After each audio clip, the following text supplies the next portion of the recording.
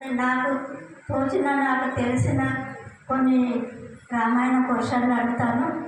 మీకు తెలిసిన వాళ్ళు చెప్తారని అనుకుంటున్నాను. అంటే అందరికీ అవగాహన ఉన్నది, కానీ ఎంతమంది ఉన్నదో తెలుసుకోవడానికి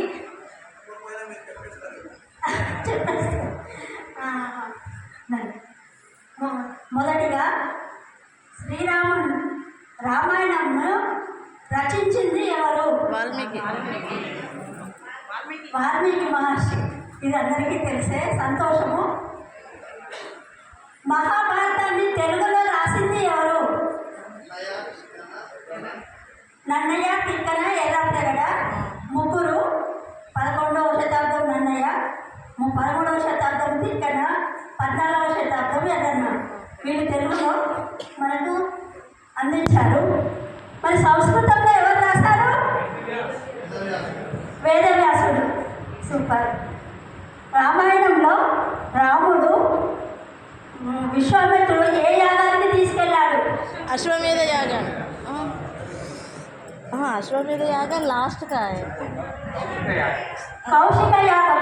కరెక్ట్ ఆన్సర్. ఓకే. సీతా స్వయంవరం జరిగినప్పుడు 2 అవతార పురుషులు కలుస్తారు. వాళ్ళు ఇద్దరు ఎవరు? శ్రీరాముడు, పరశురాముడు. కరెక్ట్. భగవద్గీత ఏ పరిస్థితిలో ఉద్భవించింది? కురుక్షేత్ర యుద్ధము, మహాభారత యుద్ధంలో ఉద్భవించింది.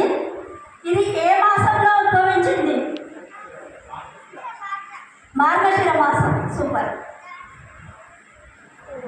సీతాదేవిని రావణాసురుడు తీసుకెళ్తాడు, అందరూ తెలిసే కదా. అప్పుడు ఒక మనుషులే కాకుండా ఒక పక్షి కూడా రావణుని ఎదుర్కొన్నది. ఆ పక్షి పేరు జటాయు. సరే. రావణాసురుడు